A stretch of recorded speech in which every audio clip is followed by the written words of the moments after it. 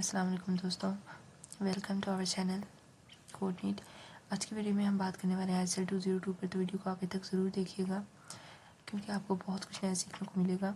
हमारे चैनल को सब्सक्राइब कर लें, बेल आइकन को प्रेस कर लें ताकि हमारे चैनल से आने वाली हर इंपॉर्टेंट वीडियो को नोटिफिकेशन आप तक टाइम टू टाइम पहुँचता रहे। अपने फ्रेंड्स और बाकी ग्रुप्स में शेयर करते जाएँ ताकि आपके साथ साथ उनका भी बेनिफिट हो। चलिए आज का मॉड्यूल स्टार्ट करते हैं। हमारा आज का मॉड्यूल है लेक्चर नंबर 3, मॉड्यूल नंबर हमारा 1, इंट्रोडक्शन टू कंप्यूटर। यानी आज हम कुरान मजीद के बारे में तारुफ पढ़ेंगे। कुरान मजीद का लफ्ज़ कुरत से निकला है, जो कुरा से निकला है, जिसका मतलब है पढ़ना। एक राय ये भी है कि इसका मतलब जमा करना भी है। ठीक है। कुरान मजीद अल्लाह ताला का कलाम है। इसने अपने रसूल मुस्तफ़ा सल्लल्लाहु अलैहि वसल्लम पर अल्फाज और मायने के साथ नाजिल फरमाया है। ये मसफ़ सहम में महफूज है और हम तक तवातर के साथ पहुंचा है। ये तमाम इंसानियत के लिए एक चैलेंज है कि वो इस जैसा कलाम बना कर दिखाएं, लेकिन आज तक भी कोई भी इस चैलेंज को पूरा नहीं कर पाया।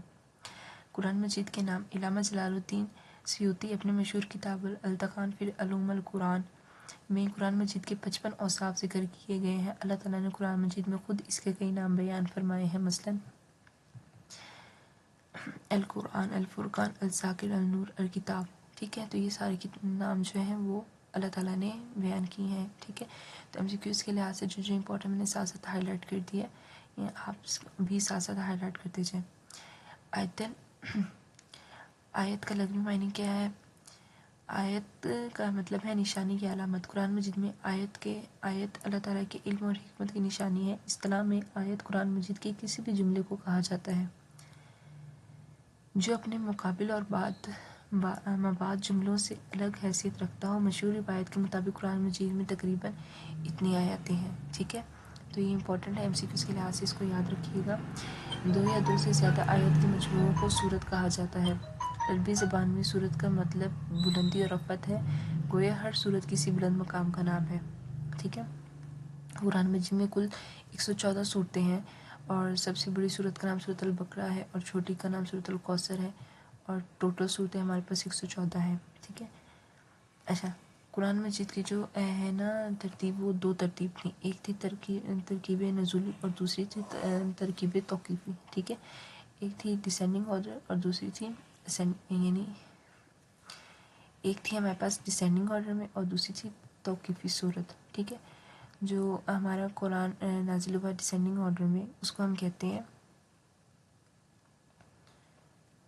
यानी जो हमारा इसमें नज़ुली तरतीब में था वो था, इस तरतीब को कहा जाता है जिसमें कुरान नाज़िल हुआ। वही के लिहाज से सबसे पहले सूरत अलक की इब्तिदा 5 आयत से हुई। ठीक है, तो वो 5 आयतें जो हैं उनको कहते हैं डिसेंडिंग ऑर्डर। और जो तौक़ीफ़ी अरेंजमेंट है वो इस तरह से है कि जो करंट अरेंजमेंट है, करंट अरेंजमेंट कौन सी है? पहले सूरत अल फातिहा है और उसके बाद सूरत अल नास है। ठीक है, तो डिसेंडिंग ऑर्डर उसको कहते हैं जो पहली 5 आयतें नाजिल हुई थी, और तौक़ीफ़ी ऑर्डर उसको कहते हैं जो सूरत अल फातिहा के से सूरत अल नास यानी हुई थी। मॉड्यूल नंबर 3 फ़ज़ाइल कुरान के बारे में है। कुरान मजीद सीखना और सिखाना बहुत ज़्यादा बरकत और फजीलत वाला अमल है। कुरान मजीद के हर हर्फ की तिलावत पर नेकी लिखी जाती है और हदीस के मुताबिक एक नेकी का अजर 10 नेकियों के बराबर होता है। अगर कोई अलिफ लाम मीम पढ़ता है तो उसका सवाब 30 नेकियों के बराबर होता है। हज़रत सल्लल्लाहु अलैहि वसल्लम ने फरमाया, जो शख्स समझ बूझ के साथ कुरान मजीद की तिलावत में मशगूल रहा हो और दुआ मांगने का मौका भी ना मिला हो तो अल्लाह ताला उसे दुआ मांगने वालों से बेहतर अजर अता फरमाएंगे।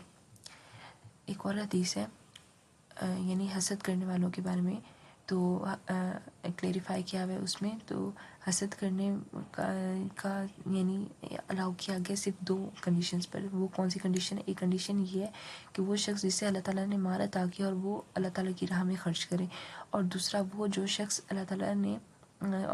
जिसे अल्लाह ताला ने कुरान की दौलत दी हो और वो इसकी तिलावत करे और दूसरों को सिखाए। यानी एक ऐसा शख्स जिसको अल्लाह ताला ने माल दिया हो और वो किसी और के साथ हसद करे कि इसने मुझसे ज़्यादा माल खर्च किया, मैं इससे ज़्यादा माल खर्च करूँगा।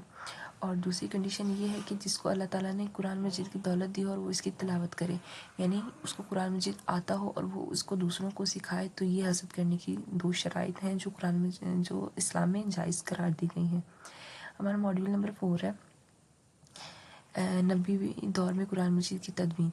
कुरान मजीद कितने अरसे में नाजिल हुआ? कुरान मजीद 23 साल के अरसे में नाजिल हुआ। खिलाफत مختلف خلافت اور ضروریات کے مطابق نازل ہوا۔ نبی کریم صلی اللہ علیہ وسلم نے وحی کے وقت آیت کو جلدی جلدی دہراتے تھے لیکن تاکہ انہیں یاد کر سکیں۔ اس پر اللہ تعالیٰ نے فرمایا، اے محبوب اپنی زبان کو جلدی نہ ہلائے تاکہ آپ وحی کو جلد سیکھ لیں، اور یقیناً اس کا جمع کرنا اور پڑھوانا ہمارے ذمہ ہے۔ یہ سورۃ القیامت کی آیت ہے۔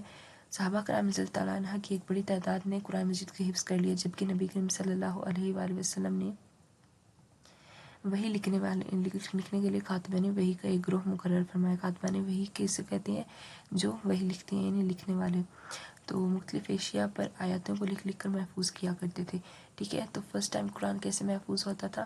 تو یہ کاتبین وحی لکھتے تھے، ویریس یعنی بہت زیادہ طریقے تھے علیحدہ جو قرآن مجید کو پروٹیکٹ کرنے کے۔ تو جو امپورٹنٹ MCQs تھے ساتھ ساتھ ہائی لائٹ کر دیا۔ نمبر 5، حضرت ابوبکر صدیق کے دور میں قرآن مجید کی تدوین۔ تو جنگ یمامہ جب ہوئی تھی تو اس میں بہت زیادہ تعداد میں حفاظ جو ہیں وہ شہادت ہوگی، تو ان کے بعد صحابہ کرام رضی اللہ عنہ نے قرآن کی حفاظت کی۔ بہت زیادہ فکر ہونے لگی تھی ان کو، تاکہ یہ آئندہ نسلوں کے لیے یعنی محفوظ کر دیں۔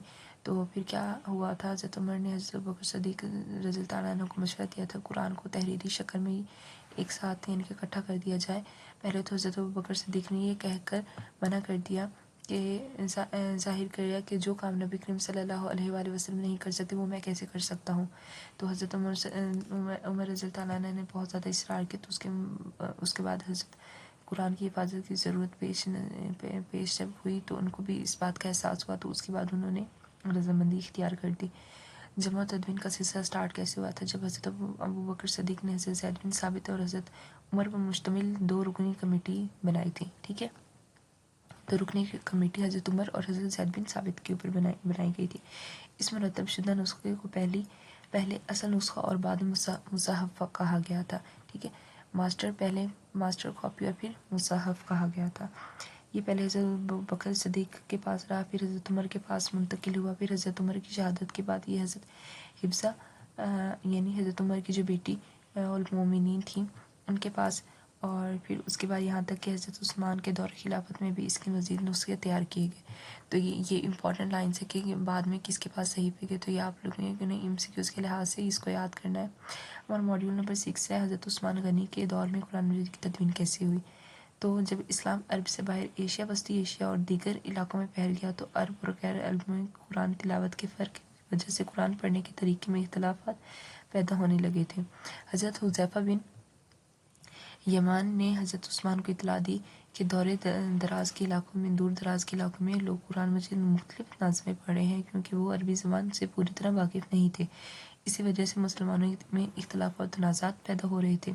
تو حضرت عمر رضی اللہ عنہ نے 4 رکنی کمیٹی بنائی۔ حضرت زید بن ثابت، حضرت عبداللہ بن زبیر، حضرت سعد بن الحارث، حضرت عبد الرحمن بن حارث بن شمام، ٹھیک ہے۔ اس کے بعد کیا ہوا، کمیٹی نے قرآن مجید کو قریشی لہجے میں مرتب کیا اور ساتھ ہی یکساں نسخے تیار کیے، ٹھیک ہے۔ تو یہ امپورٹنٹ ہے MCQs کے لحاظ سے کہ کتنے نسخے تیار ہوئے تھے۔ اور اس کے بعد کیا ہوا تھا، عربوں کو اپنی زبان میں مہارت حاصل تھی، اس لیے وہ بغیر زیر زبر پیش و نقطوں کے بھی قرآن مجید پڑھ سکتے تھے، لیکن غیر عربوں کو صحیح تلفظ کے لیے اعراب کی ضرورت تھی تاکہ قرآن کو غلط پڑھنے کا امکان ختم ہو جائے۔ جو اموری دور تھا اس میں ابو السعود الدمونی اور اس کے دور کے ادب و لسانیت کے ماہر تھے، تو قرآن مجید میں اعراب لگانے کی ذمہ داری ان کو دی گئی۔ تو ڈائریٹکس کس کو کہتے ہیں؟ اعراب کو۔ تو ابو اسد الدوالی کو اس بات کی ذمہ داری دی گئی کہ وہ اعراب لگائیں گے اس پر۔ تو یہاں پہ ہمارا ماڈیول نمبر 3 ختم ہوتا ہے۔ ہم ماڈیول نمبر 4 انشاءاللہ نیکسٹ ویڈیو میں کور کریں گے۔ تو یہاں تک جتنے بھی امپورٹنٹ MCQs تھے میں نے ساتھ ساتھ ہائی لائٹ کر دیا ہے۔ اگر کوئی چیز سمجھ نہیں آتی تو آپ لوگ کمنٹ باکس میں پوچھ سکتے ہیں۔ اس کے ساتھ ساتھ ویڈیو اچھی لگی تو اس کو لائک کر دیں، اپنے دوستوں اور باقی گروپس میں شیئر کر دیں تاکہ آپ کے ساتھ ساتھ ان کا بھی بینیفٹ ہو۔ ملتے ہیں نیکسٹ ویڈیو میں، دعا میں یاد رکھیے گا، تب تک کے لیے اللہ حافظ۔